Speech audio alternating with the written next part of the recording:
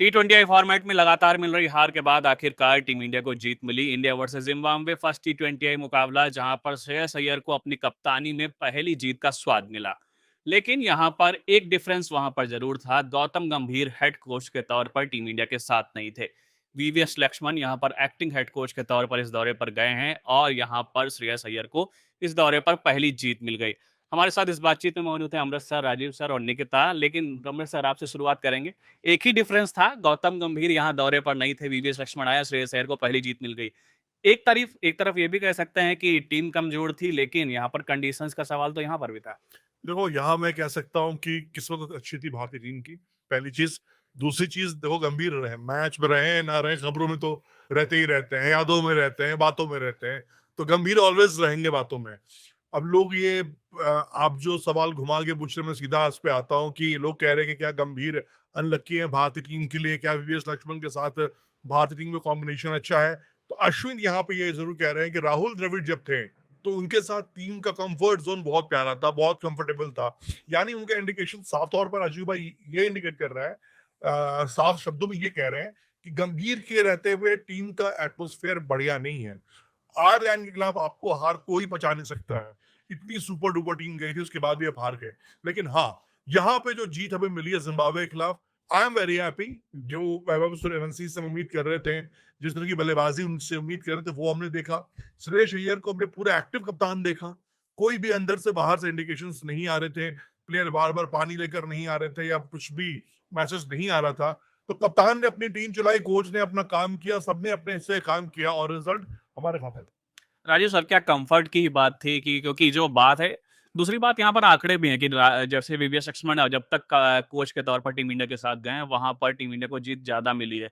9 मुकाबले वहां पर जीते हैं, सिर्फ एक हार का सामना करना पड़ा है। गौतम गंभीर वहीं पर जब कोच थे, अभी लगातार हमको 7 मुकाबलों में से 6 मुकाबलों में हार देखने को मिली, एक ड्रॉ रहा। लेकिन यहाँ पर जैसे ही गौतम गंभीर टीम के साथ नहीं थे, वो कंफर्ट की बात आ जाती है। क्या ड्रेसिंग रूम में वो माहौल चेंज हो जाता है, जो अमृतसर ने कहा कि क्या वो कंफर्ट जोन क्रिएट हो जाती है? और अश्विन भी उसी चीज को पॉइंट आउट कर रहे हैं कि राहुल द्रविड़ ने वो बॉन्डिंग क्रिएट कर ली थी, लेकिन क्या वो गौतम गंभीर करने में इतने लंबे समय के बाद भी नाकाम रह रहे हैं? देखिए, पहले तो जो आपने वीवीएस लक्ष्मण के लिए कहा कि वीवीएस लक्ष्मण हमेशा as a part time coach आते हैं, वो तो मतलब उनका रिकॉर्ड क्या ही आप देखें, कभी जिम्बाब्वे जाते हैं, कभी जितनी छोटी कंट्रीज है वहाँ पे उनका ट्रैवल वो करते हैं। तो जब तक वो फुल टाइम कोच नहीं होंगे, आप तब तक आप कंपेयर नहीं कर सकते गौतम गंभीर से। लेकिन हाँ, एक बात तो है, जो उनका जो पर्सनैलिटी है, जिस तरह से वो क्रिकेट उन्होंने खेली है वीवीएस लक्ष्मण ने, और गौतम गंभीर ने जिस तरह की क्रिकेट खेली है, अगर आप उसको कंपेयर करेंगे तो आपको नज़र आएगा कि हाँ, वीवीएस लक्ष्मण ज़्यादा कूल काम इंसान है। जिस तरह से वो अपनी क्रिकेट को लेके आगे गए और जिस तरह के रिकॉर्ड्स उन्होंने बनाए, और गौतम गंभीर ने जिस तरह की क्रिकेट खेली, बहुत एग्रेसिव क्रिकेट खेली थी, और वो दिखता था उनके क्रिकेट में। तो वो जब कोचिंग स्टाइल में आता है या ड्रेसिंग रूम में आता है, तो आप किसके साथ रहना पसंद करेंगे? जो बहुत एग्रेसिव है, जो आपको हर गलती पे आपको आपकी गलती का एहसास कराए, या उस कोच के साथ आप रहना चाहेंगे जो ठीक है, गलती किया, आपको सेल्फ रियलाइज़ करने का टाइम देते हैं और सेल्फ रियलाइज़ करके आप अपनी गलती पे काम कर सकें। तो उसमें शायद निश्चित रूप से वीवीएस लक्ष्मण ना सिर्फ गौतम गंभीर से बाकी के कई लोगों से बहुत आगे खड़े हैं। और जो अमृत भाई ने कहा कि ड्रेसिंग रूम का माहौल इसीलिए थोड़ा ठीक-ठाक हुआ है क्योंकि वहाँ पे अब आपको पिन मारने वाला कोई नहीं बेसिकली। आपको होता नहीं हर बॉल पे, अगर यार ये क्या कर रहा है, ये कैसे खेल रहा है? भाई वो इंडिया खेल रहे हैं, गिने-चुने लोग हैं भाई, 150 करोड़ में 15 लोग जा रहे हैं इंडिया खेलने के लिए, तो उनमें कुछ तो क्वालिटी होगी। अब उस क्वालिटी पे क्वेश्चन नहीं उठा सकते हैं। उस क्वालिटी को हम मैनेज कैसे कर रहे हैं? मोहम्मद कैफ ने भी कल कहा कि गौतम गंभीर में सब कुछ ठीक है, मैनेजमेंट की बहुत कमी है। और जब तक आपको प्लेयर टू प्लेयर मार्किंग, जैसे फुटबॉल में नहीं कहते हैं कि प्लेयर टू प्लेयर आप मार्किंग करते हैं, खैर वो तो गोल बचाने के लिए करते हैं या तो टीम बचाने के लिए आप वो करना है कि प्लेयर टू प्लेयर मार्किंग करें और जो ड्रेसिंग रूम का खराब माहौल है उसको ठीक करें। अब आप देखिए ना, वीवीएस लक्ष्मण इस सीरीज में रहेंगे, वो चले जाएंगे, फिर गौतम गंभीर आ जाएंगे, तो बात वहीं आ जाएगी घूम फिर के। इसलिए हम लोग ने कल भी ये डिस्कशन किया था कि एक फॉर्मेट की कोचिंग, अब वो जो भी ठीक लगे बीसीसीआई को, वो स्प्लिट करनी चाहिए ताकि एहसास तो हो कि किसके साथ आदमी कंफर्टेबल। अभी तो आपने 2027 तक एकदम कहते हैं ना, आपने पूरी पावर आपने दे रखी है। तो जब पूरी पावर आप किसी को देंगे तो उसका फायदे भी होते हैं, नुकसान भी होते हैं। अब वो दिख रहा है हम सबको कि नुकसान ज्यादा हो रहा है फायदा बनस्पत कम होने के।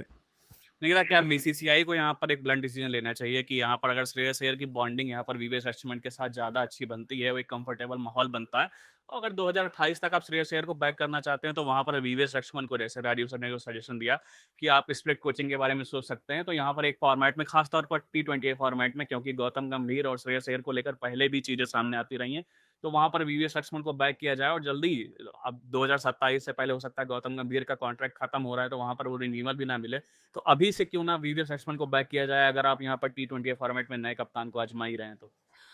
उस लिहाज से अगर देखें तो हम वीवीएस लक्ष्मण के साथ जा सकते हैं, क्योंकि रिकॉर्ड भी सही रहा है। जैसा आपने मेंशन किया कि हम पिछले 7 मुकाबलों में से 6 हारे हैं और जब हम जिम्बाब्वे के अगेंस्ट मैच खेले वहाँ कोई टोका टाकी नहीं दिखी, कोई बाहर से मैसेज नहीं दिया जा रहा था। श्रेयस अय्यर अपने हिसाब से वहाँ कैप्टनसी कर रहे थे, प्लेयर्स अपने हिसाब से खेल रहे थे, कैप्टन के अकॉर्डिंग चल रहे थे। तो आई हैव अ पॉइंट कि हाँ, ये चीज स्प्लिट कोचिंग की जा सकती है कि T20 में हम वीवीएस लक्ष्मण को लेकर चले और गौतम गंभीर को टेस्ट में रहने दें। इनफैक्ट मैं ओडीआई का भी बोलूंगी कि 2027 में मेन मुद्दा ये है कि क्या team India 2027 ODI world cup खेलने से पहले वेल सेटल टीम नजर आ रही है? नहीं नजर आ रही, क्योंकि किसी भी प्लेयर को क्लैरिटी है ही नहीं कि वो अगले मैच में प्लेइंग 11 में होगा या नहीं होगा, क्योंकि उन्हें ये पता ही नहीं होता कि रन बनाने के बावजूद होंगे। फॉर एग्जाम्पल अगर हम ले लें संजू सैमसन, जब भी कुछ भी होता है संजू सैमसन को टीम से ड्रॉप कर दिया जाता है। फॉर वैभव सूर्यवंशी वहां संजू को ड्रॉप कर दिया गया। एक दूसरा एग्जाम्पल केएल राहुल भी है हमारे पास, उनके साथ क्या हो रहा है नहीं समझ आ रहा है। जब पहला मैच का प्लेइंग 11 आया था वहां पे केएल राहुल को वॉशिंगटन सुंदर से नीचे भेजा गया, वॉशिंगटन सुंदर का नाम उनसे ऊपर था। तो मे बी शायद है कि गौतम गंभीर के साथ प्लेयर्स की बॉन्डिंग नहीं बन रही है, वो चीज दिख नहीं रही है। तो why not BCCI should take in on split coaching पे ध्यान दिया जाए।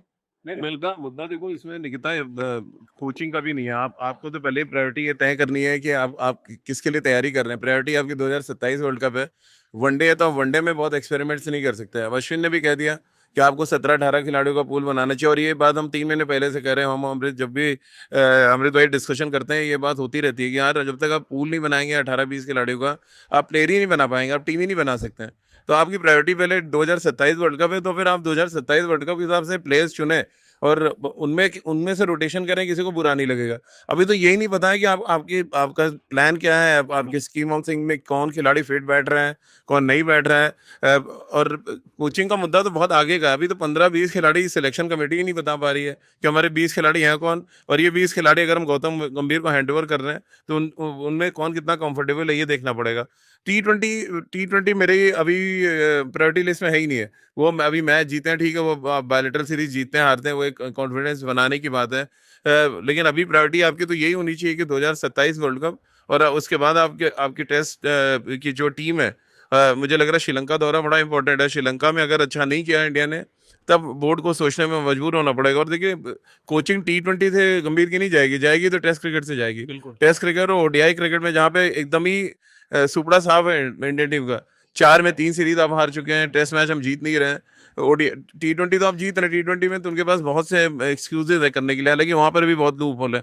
तो अभी तो सबसे पहले काम है जो सिलेक्शन कमेटी को करना है, अभी अक्टूबर में अगली सीरीज होनी है, आपको अपने 20 खिलाड़ी सेलेक्ट करने पड़ेंगे और बोलना पड़ेगा आगे पब्लिक प्लेटफॉर्म पे कि हमारे ये 20 हैं जिनके साथ हम वर्ल्ड कप में जाएंगे। उनमें से 15-16 जो आपको ले जाने ले जाइए, किसी को कोई ऑब्जेक्शन नहीं है। अभी तो ना 1500 ना आपके 20-25 खिलाड़ी को पूल का पता है, ना ही क्या स्ट्रेटजी होगी साउथ अफ्रीका में ये पता है। खाली एक पता है कि शुभमन गिल कप्तान होंगे, इसके अलावा कुछ क्लैरिटी है नहीं, ना गौतम गंभीर के पास है ना सिलेक्शन कमेटी के पास। बिल्कुल, क्लैरिटी यहाँ पर मिसिंग नजर आती है और अमृत सर यही चीज बार बार सवाल उठता है और अश्विन का भी यही टेक है कि भाई एक टीम फिक्स करो, जो राजीव सर ने कहा कि कम से कम 15-20 खिलाड़ी लिस्ट बना के तैयार रखो। उसमें से अश्विन का कहना है 3 स्पिनर तैयार करो, 2 विकेट कीपर तैयार करो, 5 फास्ट तेज गेंदबाज तैयार करो। लेकिन उसमें यहाँ पर भी क्लैरिटी नहीं मिल पा रही है। वॉशिंगटन सुंदर को बैक किया जा रहा है, उसके अलावा रवि बिश्नोई को बैक कर दिया। इंग्लैंड में जिस तरीके से उनकी कुटाई हुई, आयरलैंड के सामने भी फ्लॉप साबित हुए। कुलदीप यादव को आप यहाँ पर इग्नोर कर रहे हो, और कुलदीप यादव जैसा खिलाड़ी जो अभी तक टीम इंडिया के लिए बेहतरीन कह सकते हैं प्रदर्शन कर चुका है, अब वो इंग्लैंड में क्लब क्रिकेट खेलते हुए नजर आएंगे। और अगर इन्हीं 15-20 खिलाड़ियों में भी वो चीजें तैयार नहीं हो पा रही, सबसे बड़ी बात गौतम गंभीर के पास वो क्लैरिटी दिख नहीं रही कि वो पेपर पे एक 15-20 खिलाड़ियों की लिस्ट दे ही पाए, क्योंकि वो बार बार रिसफल करते रहते हैं। प्लेइंग 11 में भी एक सीरीज के 5 मुकाबलों में 3 बार प्लेइंग 11 बदल जाती है। ऐसे हम कैसे आगे बढ़ पाएंगे और इसका रास्ता क्या होगा? वो इसका रास्ता निकालने के लिए जिनका काम है वो करेंगे। हम सिर्फ ये एडवाइस कर सकते हैं, गुजारिश कर सकते हैं, रिक्वेस्ट कर सकते हैं। हम सबको पता है कि किस तरह से भारतीय टीम चल रही है, और जो बात आप कह रहे हो ये पूरी दुनिया देख रही है। ये ऐसा नहीं है कि कोई बंद कमरे में या बंद बक्से में चीजें हो रही हैं, पूरी दुनिया के सामने है कि प्लेइंग 11 क्या है, हर सीरीज में आपके पास ओपनर्स क्या आ रहे हैं। सबसे इंपॉर्टेंट चीज क्या है, जो राजू भाई ने कहा, जो हम सब कह रहे हैं, कि आपका विजन क्या है, मिशन क्या है। तो मिशन होगा ना कि मैं 2027 वर्ल्ड कप है, तो ये 27 वर्ल्ड कप की ट्रॉफी आपका इंपॉर्टेंट पर है। हमें सर इसमें भी कोई स्पेसिफिक प्लेयर्स बैक करने चाहिए ना, जैसे मैंने बोला कि वॉशिंगटन सुंदर या फिर रवि बिश्नोई को आप बैक कर रहे हैं, उनकी परफॉर्मेंस नहीं आ रही है, 20 प्लेयर्स की लिस्ट में भी उनका नाम आ गया, तो भी तो हमें क्योंकि सर कुलदीप का अगर 2023 ओडीआई वर्ल्ड कप का परफॉर्मेंस उठाकर देखेंगे तो इन दोनों से कहीं बेहतर है। और अश्विन ने भी ये क्लैरिटी से बोला था कि वो एक मैच विनर गेंदबाज है, आप उन्हें अगर 2027 ओडीआई वर्ल्ड कप के लिए देखते हैं तो उन्हें ज्यादा से ज्यादा मौके दीजिए। मेरे पिताजी ने मुझे बचपन में एक बात कहते थे कि पागल को 10 रुपए दे दो, उसको ज्ञान मत दो। तो ये बात तो करनी ही बेकार है कि कुलदीप यादव उनके साथ है, उनको खिलाओ ना खिलाओ, खराब करो रखो। कई बार क्या होता है ना कि अचार जब आप धूप में रख के सेकते हो ना, बहुत देर तक धूप में रह जाता है ना, तो खराब हो जाता है, फिर वो किसी काम का नहीं होता, खाते ही नहीं हो। तो कुलदीप यादव के साथ उन लोगों ने ऐसा कर दिया, उस बंदे का कॉन्फिडेंस इतना लूज कर दिया है ना, कि वो अगर मैं कहूँ कि आज की तारीख में गली क्रिकेट खेलने जाए तो उसको विकेट ना मिले, क्योंकि आप खराब कर दिए उसको। किसी प्लेयर को कहते हैं ना कि कई बार क्या होता है, कॉर्पोरेट कंपनीज में एक पॉलिसी होती है कि कोई बहुत बहुत शानदार दूसरी कंपनी में काम कर रहा है, उसको बाय कर लो, उसको बाय करके लाकर डंप कर दो, जी। वो खराब हो जाएगा। ये पॉलिसी मुझे लग रही है कि कुलदीप यादव के वॉशिंगटन सुंदर को बनाने के लिए किसी ना किसी को खराब करना पड़ेगा ना। युजवेंद्र चहल रेस में नहीं है, अक्षर पटेल आप कैसे खेल रहे हैं आपको सबको पता है, अक्षर पटेल इकलौते फील्डर हैं, तो आपके पास ऑल्टरनेटिव क्या होता है। गंभीर आगे कहते हैं कि हमें ज्यादा से ज्यादा ऑलराउंडर चाहिए, तो उसमें वॉशिंगटन सुंदर अपने आप को सेट कर लेते हैं। कुलदीप की सबसे बड़ी दिक्कत क्या है कि वो फील्ड में जीरो है। एज अ फील्डर मैं उनको कैलकुलेट नहीं करता हूँ, काउंट नहीं करूंगा कि हाँ भैया बहुत शानदार फील्डर है, उनको छुपाना पड़ता है आपको, है इशू है उनके साथ, बल्लेबाजी में भी इशू है उनके साथ। तो सबसे इंपॉर्टेंट चीज क्या है ना, कि आज की तारीख में जो क्रिकेट बना दिया गया है या जो हमें दिखाया जा रहा है, जी। ये पहले क्रिकेट नहीं है कि 6 बल्लेबाज 5 गेंदबाज खेलेंगे, 6-5-11 कॉम्बिनेशन खेलेगा। आज की क्रिकेट क्या है, 3-4 बल्लेबाज 2-3 गेंदबाज, बाकी ऑलराउंडर्स भर दो। ये गंभीर क्रिकेट है, और 2027 तक क्रिकेट ऐसे ही चलेगी जब तक गौतम गंभीर रहेंगे। तो इसमें कुलदीप यादव को जगह कहीं नहीं बनती है। राजीव सर, लेकिन ओवरकास्ट कंडीशंस में कैसे काम करेंगे? इंग्लैंड में हमने T20 फॉर्मेट में तो देख ही लिया, लेकिन ओडीआई फॉर्मेट में वो थ्योरी अभी भी मेरा सवाल वहीं अटका। मैं बहुत काफी लंबे समय से बोलता रहता हूँ कि 6 आपके प्योर बैटर्स होने चाहिए, 5 आप गेंदबाज खिलाओ, उसमें स्पिनर खिलाना, एक ऑलराउंडर खिला लो। हार्दिक पांड्या की जिस तरीके से फिटनेस को लेकर कंसर्न है, 2027 वर्ल्ड कप तक उनका रिप्लेसमेंट क्या बन पाएगा, कौन बन पाएगा, ये कहना मुश्किल है, क्योंकि आप एक पेसर का रिप्लेसमेंट जो है वो वॉशिंगटन सुंदर और अक्षर पटेल जैसे खिलाड़ियों ढूंढ रहे हैं, वो मिलना लगभग नामुमकिन है। तो कैसे आप एक प्लेइंग 11 डेवलप कर पाएंगे जो ओवरकास्ट कंडीशन में खेल सकें? और क्या ये मंत्रा जो लगातार बैक किया जाता है कि हमको 8वें 9वें नंबर तक बैटिंग चाहिए, इतना कॉन्फिडेंस हम क्यों क्रिएट नहीं कर सकते कि सिर्फ 5-6 नंबर तक प्योर बैटिंग उन पर भरोसा किया जाए कि भाई 6 नंबर जब तो मेरी बल्लेबाजी है, 7वां जो मेरा ऑलराउंडर खेल रहा है ये बढ़िया बल्लेबाजी करेगा, 4 लोगों हमको प्योर गेंदबाज चाहिए जो अच्छी गेंदबाजी कर सके। देखिए, सबसे इम्पोर्टेंट तो ये है कि किसी पर्टिकुलर खिलाड़ी के पीछे हम पूरी टीम को क्यों खराब करेंगे। आपके पास जो अवेलेबल बेस्ट ऑप्शन है आप उनके साथ जाएं। अगर आपको सीमिंग ऑलराउंडर नहीं मिल रहा है तो फिर आप प्योर जो बैट्समैन है, प्योर बॉलर की तरफ जाएं, जो राहुल द्रविड़ ने किया। 2023 के बाद हार्दिक पांड्या ज़्यादातर सीरीज में इंजर्ड रहे, ऐसा नहीं कि हार्दिक पांड्या हर मैच में अवेलेबल होते थे और खेलते थे। तो राहुल द्रविड़ ने प्लान बी पे काम किया, उन्होंने 6 स्पेशलिस्ट बैट्समैन खिलाना शुरू किया, 5 स्पेशलिस्ट गेंदबाज खिलाए। उनमें से एक कोई पिटता था तो एक बैट्समैन ऐसा होता था जो 3-4 ओवर डाल लेता था। जो काम महेंद्र सिंह धोनी के टाइम में 7-8 बैट्समैन ऐसे थे, सभी बॉल डालते थे। वो चाहे युवराज हो, चाहे सहवाग हो, चाहे सुरेश रैना हो, सब बॉल डालते थे। तो उस समय ऑप्शन ज़्यादा थे। अब राहुल द्रविड़ जब आए तो उनको लगा कि यार मेरे पास ऑप्शन ही नहीं है, तो मैं तो मैच हारूंगा ऐसे। मैं यूटिलिटी क्रिकेटर खिलाऊंगा, मैं वॉशिंगटन सुंदर को ऑलराउंडर बनाने जाऊंगा, या अक्षर पटेल को सीमिंग कंडीशन में भी सोचूंगा नहीं यार यहाँ जाके 2-3 विकेटें निकालेंगे और रन भी बनाएंगे, तो होएगा नहीं ऐसा। तो इंग्लैंड में या तो आपके हार्दिक पांड्या 100% फिट है और नीतीश रेड्डी फिट है, 2 ऑलराउंडर्स अगर आपके फिट है तो यही तो न जाएंगे, अक्षर और वॉशिंगटन सुंदर में कोई एक ही जाएगा। एक आपको रेस स्पिनर ले जाना पड़ेगा क्योंकि ओडीआई क्रिकेट है। आपको 15 से 35 ओवर में अगर विकेट निकालने वाला बॉलर नहीं है, स्पिनर नहीं है आपके पास, तो आप मैच कभी नहीं जीतेंगे, जो हो रहा है आपके साथ। पिछले 4 सीरीज अगर आप एनालिसिस करें, 15 से 35 ओवर में के बीच में ये मैच हार रहे हैं क्योंकि हम विकेट ही नहीं निकाल पाते और वहाँ दूसरी टीमें हमें डोमिनेट कर जाती हैं। अब इंग्लैंड को ले लें, सबसे बड़ी मिसाल है, उन्होंने आदिल रशीद को कंटिन्यू किया throughout the series, Jacob Bethell को लेके आ गए, विल जैक्स लेके आ गए, तो मिडिल ओवर्स में तो उन्होंने करेंगे भाई, वो इंडियन कोच नहीं है ना उनके पास, वो एक ऐसा कोच है जो प्रोफेशनल कोच है, उसको पता है कि मुझे मैच निकाल के देना है भाई, मुझे अपने रिजल्ट देने हैं। बेसबॉल क्यों फेल हो गया, रिजल्ट नहीं आया, बाहर कर दिया ना उठा के। इंडिया में तो भी हो रहा, हम कितने टेस्ट मैच हार गए, क्या बाहर किया गया कोच को? इंग्लैंड ने अपनाया ना, बेसबॉल ने आया बड़ा हुआ बना, बेसबॉल लगा के बोला टेस्ट क्रिकेट ही बदल देगा। वे क्रिकेट की बेसिक को नहीं बदल सकते ना, वही बैट वही बॉल वही टेक्निक है। आप चले थे उसको, मतलब आए हैं तो हमने T20 में 4 दिन में भाई T20 हार क्यों रहे हैं? जब इंडिया में पाटा विकेटों में मैच हो, हमने बैट चलाया 250 रन, 250 रन, जैसे इंग्लैंड आयरलैंड पहुंचे जहाँ 180 रन में। कल अब आप जिम्बाब्वे का मैच भी देख लें, वो वैभव सूर्यवंशी 50 हटा दें, उसका दिन था भाई, वैसा प्लेयर है किसी को भी मैच चेंज कर देगा। हम बाकी अभिषेक शर्मा को भी हम सब देख रहे थे, ईशान किशन को भी देख रहे थे। एक बात इसमें बहुत अच्छी बात कैफ ने बोली है कि हाँ। लॉन्ग रन तक आप अभिषेक शर्मा और वैभव सूर्यवंशी के साथ नहीं जा सकते। नहीं जा सकते, बिल्कुल नहीं जा सकते। Right lefty combination world cricket में राइट लेफ्टी कॉम्बिनेशन तीन टीमों ने अपनाई है। अपना सर जो स्लॉगर वाला टंग नहीं नहीं, एक अमृत भाई प्रॉब्लम क्या है ना, जो पहले कोई नया बच्चा आता था तो जो पहले से खेल रहा होता था तो सीनियर बैट्समैन हो जाता था। अभी तो उल्टा है, अभिषेक शर्मा भी वैभव सूर्यवंशी बनने की कोशिश कर रहे हैं और वैभव तो सूर्यवंशी यही है। तो जब आप दोनों, अब वो कह रहे हैं मैं तुम्हारे से पीछे नहीं वगैरह, मैं तुम्हारे से पीछे नहीं, अरे भाई एक तो सेटल होकर खेलेगा ना, कि दोनों एंड से तो मतलब लाठीचार्ज कैसे करेंगे आप? ये जंतर मंतर तो है नहीं, लाठी मार्च क्रिकेट मैदान नहीं है, लाठी मार्च मतलब लाठीचार्ज करने के लिए आप पहुंच जाएंगे। तो क्रिकेट है, टेक्निक चाहिए वहाँ, स्किल चाहिए, टेम्परामेंट चाहिए, जो मुझे लग रहा है नदारद है दोनों के।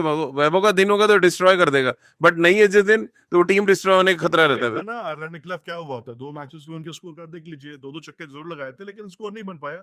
बात सही है, यही तो कैफ भी कह रहा है ना कि भाई लॉन्ग रन की दिक्कत ये है ना कि हम परमानेंट में बस प्रेजेंट में है या जीत गए ना, चौका छक्का लग गया ना। और देखो कहते हैं ना कि आपको कोई चीज अगर गुडविश के तौर पे मिल रही है ना, उसका बैड इम्पैक्ट भी होता है। बिल्कुल होता है। तो ये आईपीएल का बैड इम्पैक्ट है भाई, इसको आप मान के चलो। आप T20 वर्ल्ड कप में भी सर अभिषेक को बैक किया, वो परफॉर्मेंस जितनी उनकी हाइप थी उतना तो नहीं आया था। वो वर्ल्ड कप एंड में आया जाके थोड़ा। वर्ल्ड कप की अगर आप बात करो, मतलब अगर आपको T20 खेलना है, आईपीएल बेस्ट फॉर्मेट है आपका, अब बनाओ टीम इससे। आप ये पूरी वो अलग मैं कह रहा हूँ कि भारतीय T20 क्रिकेट को अलग ही कर दो। लेकिन अगर आपको असली क्रिकेट खेलना है, जिसमें आपको दिखाना होता है कि आप बाप हो, आप शेर हो असली, वो है आपका टेस्ट क्रिकेट, वो है आपका ओडीआई, उसके बाद आप आइए T20 के बाद क्या T10 आ जाएगा फिर आप के लिए। T20 2028 में, ओलंपिक भी 2028 में, तो हम अभी से क्यों मारामारी कर रहे हैं T20 में? अगर आप T20 अगर आप देख रहे हो 2027 बाद गौतम गंभीर को नहीं रखना है, आप अभी से लगा दो, विवेक लक्ष्मण को अपने 20-25 खिलाड़ी चुनेगा, वो अपना तैयार करना शुरू कर देगा। अभी तो मामला यहाँ तो टेस्ट क्रिकेट का है ना, कि आप क्या WTC क्वालिफाई कर सकते हैं, क्या हम 2027 जीत सकते हैं? आप इसलिए बात कर रहे हो इन चीजों को लेकर क्योंकि आप उन जर्नलिस्टों में रहे हो जिन्होंने क्रिकेट कवर की हुई ग्राउंड से, जिन्होंने टेस्ट क्रिकेट को कवर कर क्रिकेट सीखा है। आप आज की एजेंसी की क्रिकेट देखो ना, जिसको सिर्फ T20 चाहिए, वैभव सूर्यवंशी चाहिए, सबका उनका बस चले तो आज 16 के 11 के 11 जेनजी खेलना शुरू कर दे मुकाबले ना, तो वैभव सूर्यवंशी खेले हर जगह। क्रिकेट जिस तरह से परोसा जा रहा है, आप कहते हैं सर आप कहते हैं वैभव सूर्यवंशी बना दो। अभी छोटी बहन बैठी हुई हमारे यहाँ पर, अब इससे पूछ लूं मैं 20 स्कोर कार्ड में टेस्ट मैच के नहीं बताएगी, लेकिन अभी T20 के धमाधम याद होंगे इसको, क्योंकि अब इसकी गलती इसकी नहीं है। जिनको हम जो परोस रहे हैं, आप 40 मुकाबले दे, 70 मुकाबले आईपीएल के दिखा रहे हो बच्चों को, 70 मुकाबले साल के आपके फिक्स हैं। आयरलैंड सीरीज बीती नहीं है अभी, उसके बाद इंग्लैंड बीती है, जिम्बाब्वे खेल चुके हैं, रिपोर्ट आ जाएगा अफगानिस्तान से भी 3 खेलने हैं। अब क्या देखेंगे वो? आप टेस्ट क्रिकेट के कहाँ हैं? श्रीलंका ना 5 दिन उनके पास टाइम ही नहीं है कि हाँ भाई टेस्ट WTC के बारे में सोचा जाए कुछ। T20 खेल सकते हो, 2 टेस्ट मैच खेल लो यार, नहीं खेल, आपके मोड में नहीं है, पैसा कमाना है सबको यार। सर मैं जो घुमा के बात इस बात पे लेके आऊंगी कि जो अश्विन ने मेन एक और पॉइंट ये डाली गंभीर को लेकर कि गौतम गंभीर को चलो अश्विन भी देखो, अश्विन वो डिफेंसिव क्रिकेट खेलते हैं, उन्होंने कहीं गौतम गंभीर नहीं लिखा है, हाँ उन्होंने कहा कि राहुल द्रविड़ के राज में बहुत अच्छा था। तो बताओ ना कि भाई कौन सा मुझे रोहित शर्मा तो कुछ तो सीखेगा, हमसे पूछेगा किसकी वजह जीते, बोलेगा नहीं राहुल भाई ने टीम बनाई थी, चैंपियंस ट्रॉफी जीती गौतम गंभीर के अंडर में, नाम राहुल द्रविड़ का लिया जा रहा था। ये कहानी समझ में नहीं आ रही यार। ठीक है भाई, आप जो अभी वॉशिंगटन सुंदर नेहरा का नाम ले रहे थे। हाँ सबसे अच्छी बात तो ये है ना भाई, कैफ की मैं बात मान के चलता हूँ, मैं ओपनली बोल रहा हूँ, शास्त्री की बात मान के चल रहा हूँ, विराट कोहली के भाई अमित की बात मान के, विकास की बात मान चल रहा हूँ। भाई आप क्या है, मतलब इतना डिफेंसिव किस बात के लिए हो यार? आपको बोलना बोलो, आप अगर चाह आपने तीर छोड़ दिया कि राहुल द्रविड़ की कोचिंग में टीम बहुत अच्छा था, भाई अब इसका मतलब क्या माने? हम ये मान के चल लक्ष्मण बहुत दादागिरी कर रहे टीम के साथ, लक्ष्मण के साथ टीम कंफर्टेबल नहीं है। आप क्लियर बात करो यार जो करनी है, नहीं तो बात ही मत करो। सर बात उन्होंने इंजरी की कि जब 2023 ओडीआई वर्ल्ड कप में हार्दिक पांड्या इंजर्ड हुए थे, तो राहुल द्रविड़ ने एक बहुत निडर फैसला ये लिया कि वो एक दूसरा गेंदबाज ढूंढने के बजाय 5 गेंदबाजों के साथ उन्होंने गए वो। और मैंने बोला भी हाँ, वही चीज मैंने बोला। एग्जैक्टली तो यहाँ पे गौतम गंभीर ये चीज क्यों नहीं अप्लाई कर रहे, वो एक फिक्स्ड क्राइटेरिया क्यों नहीं ला रहे कि हाँ यही 5 गेंदबाज होंगे जो हमारे 2027 ओडीआई वर्ल्ड कप के लिए हम खिलाएंगे, क्योंकि ज्यादा टाइम नहीं बचा है आपके पास। में जो था ना, जो कप्तान था वो ना मुंहफट था एकदम, जिसका नाम था रोहित शर्मा। उसके बाद जो दूसरा आदमी खड़ा था वो था विराट कोहली। तीसरा समझदार जो सबसे बड़ा व्यक्ति था वो थे राहुल द्रविड़, जिनके साथ बैठकर एक मुकम्मल बातचीत होती थी 3 प्लेयर्स को लेकर कि ये स्लॉट है, इस स्लॉट में 3 नाम है, इन 3 नाम में से बेस्ट कौन है। आज टीम चेन 11 पे नहीं होता है, टीम चेन होता है 6 पे, 5 आपके फिक्स है। हमारा राजा बेटा हर्षित राणा खेलेगा, हाँ। हमारा दुलारा बाबू वाशिंगटन सुंदर खेलेगा, 2 तो फिक्स हो गया, 9 से आप आ जाइए। अब T20 में 2 तो आपको ऑलरेडी फिक्स हो गए, वैभव सूर्यवंशी फिक्स हो गए, अभिषेक शर्मा फिक्स हो गए, 4 ये हो गए, कप्तान जोड़ लो, वाइस कैप्टन जोड़ लो, हो गया आपका। उसके बाद खिलाओ जिसको खिलाना है यार। ये जो स्ट्रेटजी है, इससे प्रॉब्लम क्या हो रही है, पूरी टीम खराब हो रही है। अगर आप देखें जब 8-9 नंबर तक बैट्समैन खिलाते हैं ना, तो बैट्समैन भी सोचते हैं यार मेरे में तो कॉन्फिडेंस ही नहीं है। बिल्कुल। अब मैं शुभमन गिल हो या अभिषेक शर्मा हो, अगर आप दिखाओगे नहीं भैया मैं बैटिंग अपनी मजबूत कर रहा हूँ, मुझे आप पे भरोसा नहीं है, ये कोच के इंडिकेशंस होते हैं। कोच अगर कहेगा नहीं भाई 5 बॉलर खिला रहे हैं, ये काम आपका है, 6 जो 6 नहीं करेगा 8 भी नहीं कर सकता। मतलब ये सीधे टीम खराब करना हुआ ना। आपने केएल राहुल के साथ क्या किया पूरे ओडीआई? खराब किया है, सबको खराब कर रहे हैं आप बेसिकली। उसको ऑडियंस की नजर में, उसको व्यूअर्स की नजर में विलन बना दिया। अरे ये तो लूजर है, अरे इससे धोनी तो अगर इसको मारना तो मार नहीं पा रहा। नहीं है उसका डाउन वहां खेलने का भाई, बैटिंग बैटिंग भेजो। स्किल नहीं है ना। अब आप जो स्किल रिंकू सिंह के पास है वो स्किल के राहुल के पास नहीं हो सकता। पास नहीं हो उस ये स्किल को पहचानने के तो काम करना है। मैनेजमेंट में होता क्या है कि आप अपने प्लेयर्स की स्किल को पहचान रहे हैं और अकॉर्डिंग टू द स्किल आप उनको जगह दे रहे हैं। राजीव सर, अगर T20 फॉर्मेट को छोड़ दिया जाए तो वहां पे कुछ यंग प्लेयर्स हैं, लेकिन अगर ओडीआई टीम में जितने एक्सपीरियंस प्लेयर्स हैं वहां सिर्फ मैनेजमेंट की जरूरत है, कोचिंग की नीड तो नहीं है। वहां तो फिक्स टीम है। वहां देखिए आपको बॉलर ढूंढने, बस बैट्समैन नहीं ढूंढने आपको 2027 वर्ल्ड कप के लिए। आपके जो 5-6 बैट्समैन है टॉप में वही जाने वाले हैं सर। लेकिन यहीं पे कर पटक ले चाहे कोई। अपने पास वेल सेटल्ड टीम है 2027 ओडीआई वर्ल्ड कप के लिए, जैसा सर बोल रहे हैं बैट्समैन के लिए कि हमें सिर्फ बॉलर ढूंढना। आपके पास शुभमन गिल है, उसके बाद आपके पास रोहित शर्मा सेटल्ड है, उसके बाद आपके पास विराट कोहली है, उसके बाद आपके पास केएल राहुल या ईशान किशन। चलो आप विकेट कीपर के तौर पर अगर जाते हैं कि आप उन पर भरोसा करना चाहते हैं तो ईशान किशन है, लेकिन आप हमें एक भी ऐसा गेंदबाज बता दीजिए या फास्ट बॉलर जो कि आपको विकेट निकाल कर दे। अगर हम सेकेंड ओडीआई मैच देखें ऑस्ट्रेलिया के आगे, जसप्रीत बुमराह अगर नहीं होंगे तो कौन खेलेगा? कोई है? हम सर इसी पे बात की खर्च करते हैं कि गेंदबाजी कौन करेगा। बीच बीच में नाम आ जाते हैं भुवनेश्वर कुमार, मोहम्मद शमी, जो कि अब पॉसिबिलिटीज नहीं है। क्यों राजीव सर, आप भी ये मानते होंगे कि अब वो पॉसिबिलिटीज बची नहीं है कि ओडीआई फॉर्मेट में उनका कमबैक हो पाएगा? कमबैक की बात नहीं है, पॉसिबिलिटीज पूरी दुनिया उम्मीद पे चलती है। ऐसा नहीं कि उन्होंने संन्यास की घोषणा की। संन्यास की घोषणा नहीं की, वो क्या कर रहे हैं? हाँ वही गौतम गंभीर के रहे काफी मुश्किल है, लेकिन नहीं चाहते ये दोनों को वापस चाहिए। लेकिन अब इसमें सर सवाल यही है कि जसप्रीत बुमराह को लेकर इंजरी कंसर्न्स हैं, वर्कलोड मैनेजमेंट है, तो यहाँ पर बॉलर्स कौन होंगे जो 2027 ओडीआई वर्ल्ड कप खेलते हुए दिख सकते हैं? अभी मयंक यादव उभर कर कमबैक कर लिया है, प्रिंस यादव को बैक किया जा रहा है, मौके ले जा रहा है। यही प्रॉब्लम। लेकिन ना प्रॉब्लम यही जो आपका सवाल है, जब 4 ओवर की क्रिकेट से आप 10 ओवर का बॉलर ढूंढने लगते हैं ना, प्रॉब्लम वहां पे है। जब आप 10 ओवर को भी फेंक रहा होता है, आप उसको टेस्ट मैच में घुसाते हैं, देन प्रॉब्लम है। हमारे टीम कहाँ से बन रही है? आईपीएल से बन रही है। हम विजय हजारे से कोई टीम नहीं बनाते हैं, ना हम रणजी ट्रॉफी से टीम बनाते हैं। मयंक यादव ने आगे 4 विकेट ले लिया, क्या धुआंधार इनको वनडे में डाल देते हैं। प्रिंस यादव आ गए आईपीएल से सीधे आगे खेलने। आप बताइए यश ठाकुर, आप बताइए ना, बताइए गुरनूर तो पूरा सीजन नहीं खेले आईपीएल का, उनको किस बेस पे आप लेके आ गए थे टीम में? सर यही सवाल मेरा भी था, मैं इसको एक सवाल जोड़ा जा रहा हूँ कि अगर 4 ओवर फेंक रहा है कोई बंदा वनडे में, इसमें कप्तान होते हुए आपने वहां पर एक मौका आप नहीं दे पाए, कॉन्फिडेंस आपके अंदर इतना नहीं था कि आप एक T20 मुकाबला उसे खिला लीजिए। आप यहाँ पर टीम इंडिया के हर फॉर्मेट में उसको खिला देना चाहते हैं। इतने अच्छे गेंदबाज है गुरनूर बराड़। कुछ तो हुनर देखी होगी कप्तान ने। ऐसा थोड़ी है सर। फिर भी यहीं पे बातचीत को अंत करते हैं, और मेरे हिसाब से कि अब देखते हैं कि यहाँ पर किसको बैक किया जाता है। गौतम गंभीर की अगर चलती रहेगी तो हमें लगता है कि चल रही है और चलती रहेगी। वो थोड़ी का संन्यास ले लिए या वो इंजरी हो गई, वो बाहर चले गए। देख वो रहे हैं भाई। ऑडियंस के लिए लास्ट सवाल यही रह जाता है कि क्या team India 2027 ODI world cup के लिए तैयार है? क्या हमारे पास वेल सेटल्ड टीम नजर आ रही है? क्योंकि अश्विन का यही कहना है कि वो 17-18 जो खिलाड़ी वो नजर ही नहीं आ एक बात तो ये मान के चलो कि अगर आप 2027 वर्ल्ड कप की बात कर रहे हैं, अगर ये वर्ल्ड कप भारतीय टीम जीतेगी तो उसमें सिर्फ 2-3 लोग होंगे, मैं नाम लेके बता रहा हूँ।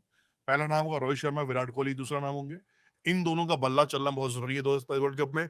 बॉलिंग के दम पर तभी आप जीत पाएंगे जब जसप्रीत बुमराह अपने 10 ओवर के स्पेल में से बॉल नहीं डाल के विकेट निकाल के आपको दे देंगे ना, तब आप कुछ कर पाएंगे। बाकी के अलावा 2 बॉलर देखो, मोहम्मद सिराज आपके पास है, आपके पास अर्शदीप है, आपको नहीं पसंद आ रहा है, बहुत पसंद आया, लेकिन इन दोनों को आपको देखो, सिराज अर्शदीप वनडे क्रिकेट के लिए बेस्ट है। हार्दिक पांड्या का आना एक कॉम्बिनेशन अच्छा हो जाएगा आपके पास, दिक्कत नहीं होगी। लेकिन बात वही है जो हम बार बार राजू भाई हम लोग करते हैं, जो 6 बल्लेबाज है वो रन बनाएंगे, जो 5 गेंदबाज वो विकेट निकालेंगे। तो राजीव साहब बस अपना काम करेंगे। इसी पे बात एंड कर देंगे कि बस आप वो जैसे मोहम्मद सिराज का नाम आ गया, बुमराह का नाम आ गया, इसके अलावा अर्शदीप का नाम आ गया, हर्षित राणा फिक्स ही हैं, उनको तो हटाया नहीं जा सकता। इसके अलावा कोई नया नाम है? ऐसा कोई खराब नहीं कर रहे बड़े खराब नहीं कर रहे हैं बस, लेकिन नहीं, मेरा प्रोसेस जो है उसको लेकर हमेशा क्वेश्चन रहता है, वो उनके मतलब दर्शक में मैं भी सवाल नहीं खड़ा कर रहा हूँ, लेकिन नहीं, प्रोसेस ही है ना कि बिना एक खिलाड़ी को आप कहते हैं फिटनेस दे, जाके 4 ओवर बॉल डालो या 10 ओवर डालो तब टीम में आएंगे। हर्षित राणा बिना कोई मैच खेले सीधे टीम में आते हैं, फिर इंजर्ड हो जाते हैं। तो मैच फिटनेस की आप मतलब हर्षित राणा के लिए मैच फिटनेस सर्टिफिकेट कोई और है, मोहम्मद शमी के लिए कोई और है, ये तो नहीं हो सकता ना। आप जब बॉलर है तो बॉलर की फिटनेस को कैसे ट्रीट करेंगे जो मैदान पे जाके 10 ओवर डाल रहा है, 20 ओवर डाल रहा है। हर्षित राणा बिना बॉलिंग के पार्टी करके सीधे टीम में, मोहम्मद शमी घोड़े की तरह लगे हुए हैं, डाले जा रहे 20 ओवर, 30 ओवर, 40 ओवर, ये नहीं हो सकता है। आपका प्रोसेस ठीक होना चाहिए, प्लेयर अच्छे हैं तो खेलिए, कोई दिक्कत नहीं है उसमें। भारतीय क्रिकेट की एक विडंबना जो रही है, जिसपे मुझे हमेशा कोफ्त रहा है, हिंदुस्तान की ना जो क्रिकेट है, ये मैं हूँ, आप हो या व्यूअर्स जो भी हो या क्रिकेट फैंस भी हो, चलो हम लोगों ने ना सिर्फ बल्लेबाजों को लेजेंड बनाया है। बिल्कुल बिल्कुल भारतीय क्रिकेट में वो इज्जत गेंदबाजों को दी ही नहीं गई है कभी ना। वही जब एज का क्राइटेरिया विराट कोहली रोहित शर्मा के साथ है तो मोहम्मद शमी के लिए वैसा ही। जहीर खान क्या क्या अच्छे गेंदबाज नहीं रहे हैं, जयपाल श्रीनाथ, जिनको मैंने देखा है यार, वैसे तो राजू भाई बेटर क्रिकेट मुझसे कवर किए हुए हैं, लेकिन जिनको मैंने देखा है, समझा है, गेंदबाजों को हमेशा ना एक सेकेंडरी, ठीक है चलो है, इसमें है, इंजन में डब्बा में लगा दो चलता रहेगा। बल्लेबाजों को जो इज्जत है, जो मार्केटिंग है, जो पैसा है, जो रुतबा है, वो गेंदबाजों को नहीं है भाई आज भी। और इसलिए दिक्कत ये होती है ना कि हम कप्तान ढूंढने जाते हैं तो बल्लेबाज दिखता है, गेंदबाज आपको दिखता ही नहीं कप्तान को भी। बिल्कुल यहीं पर अपनी बात को अंत करते हैं कि जिस तरीके से अभी तक बैक करते रहे हैं, बैटर्स का कह सकते हैं बोलबाला रहा है। अब देखते हैं 2027 ओडीआई वर्ल्ड कप के लिए जो टीम तैयार की जाती है, वहां पर बुमराह, सिराज और अर्शदीप के अलावा कौन से चेहरे दिखते हैं, क्या किसी नए खिलाड़ी को बैक किया जाएगा? आप हमारे साथ कमेंट सेक्शन में अपनी राय साझा कर सकते हैं।